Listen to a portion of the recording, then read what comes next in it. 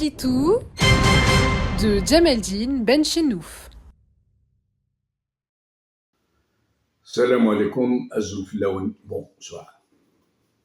Le 8 mai passé, lors d'une grosse conférence de presse qu'il avait convoquée à Bjaya, M. Mohamed Chorfi, l'inamovible président de l'autorité nationale indépendante des élections, avait fait l'annonce très surprenante, en grande pompe et avec l'apparat que nécessitait un tel événement historique, que l'organe qu'il préside venait de prendre la décision pour l'avènement d'un nouveau mécanisme légal de surveillance des élections et qu'il nomme la supervision participative, dont il précisera tout aussitôt qu'aucun État au monde n'en a réalisé de pareil. Et il s'est lancé avec une grande assurance à nous expliquer, ou du moins à tenter de nous l'expliquer, qu'en tant que président de l'organe officiel de surveillance des élections, il a estimé, comme un grand, n'est-ce pas, que l'État ne pouvait pas en même temps superviser et organiser. Et que donc lui, l'impeccable président du tout aussi impeccable OVNI de surveillance des élections, avait décidé, comme un génie des lois qu'il est, puisqu'il est le seul au monde à y avoir pensé, qu'il fallait doter la société civile d'attributions citoyennes qui vont au-delà de la Constitution et qui permettraient donc à cette société civile d'assumer un rôle inédit dans l'histoire mondiale des élections de supervision participative. Je vous avoue, pour ce qui me concerne, que je n'ai rien compris à ce qu'il s'est efforcé de nous enfoncer dans le mou, avec force circonvolution verbale comme on en use habituellement lorsqu'on veut noyer le poisson. Voici un tout petit extrait pour vous mettre dans le bain. Écoutez. أريد أن أبلغكم كرجال ونساء الصحافة الوطنية بجهود خاص تجاهكم وتجاه كل الأطراف المستكلفة، لأن أصدرنا قرار بالإشراف التشاركي، لا سوبرفيزيون بارتيسيباتيف، ما كان حتى دولة دارتها.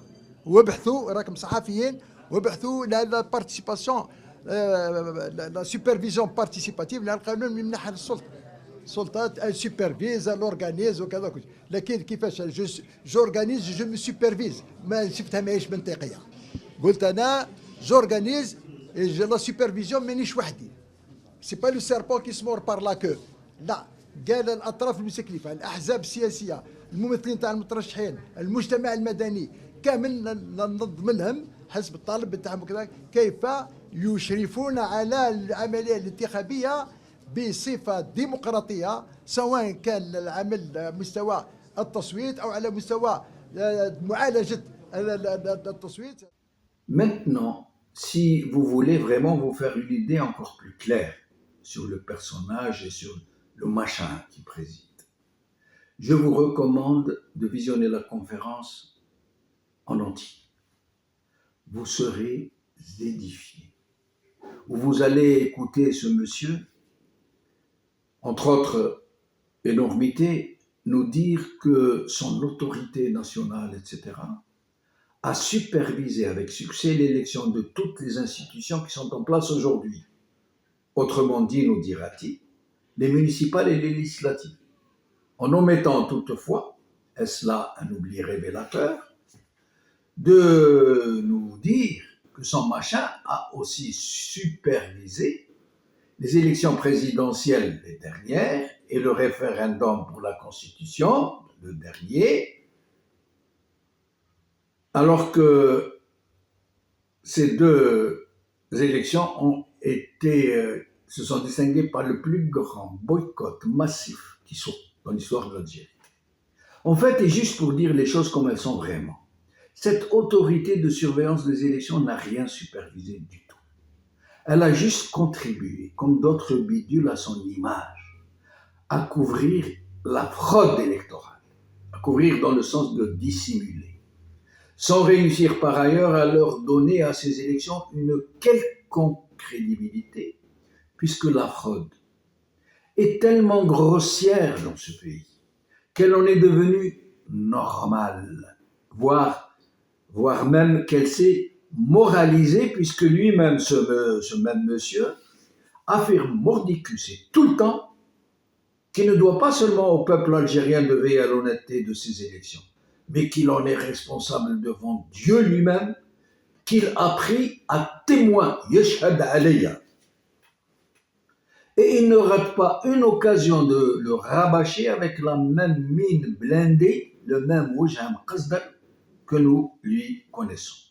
En fait, au vu et au su de tout le monde, et avec des dizaines de milliers de complices, parce qu'il en faut beaucoup de complices pour réussir des fraudes aussi massives, toutes les élections dans ce pays, et tout particulièrement depuis que ce monsieur est à la tête de leur surveillance, toutes les élections ont été le résultat de la fraude.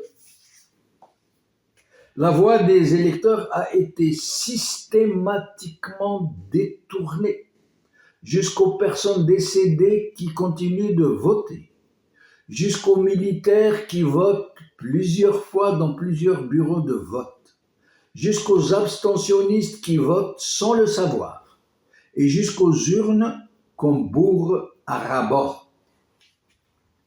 Le fait même de se présenter à des élections en Algérie en tant que candidat procède de la fraude électorale, puisqu'il n'y a plus personne dans ce pays qui ne sait pas comment ça se passe en réalité.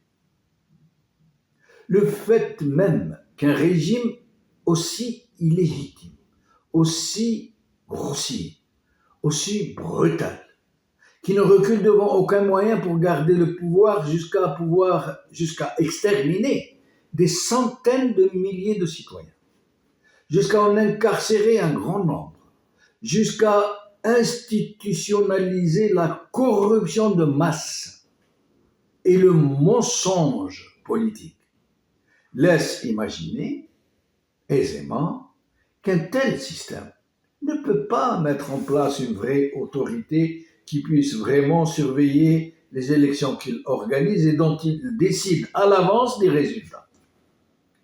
Il ne peut pas, logiquement, ce système, se mettre lui-même des bâtons dans les roues, en désignant des gens honnêtes pour le surveiller. Ce serait un contresens.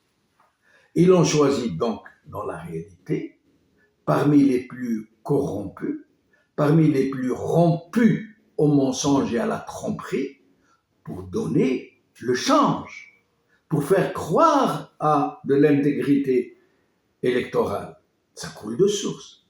Alors que ce monsieur prenne à témoin à chacune de ses phrases Dieu lui-même pour nous dire qu'il est honnête, n'est qu'un argument de plus que ces gens ne reculent devant rien.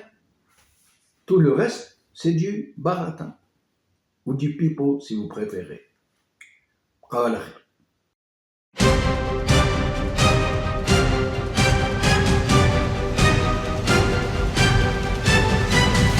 L'édito de Djemeldine Benchenouf.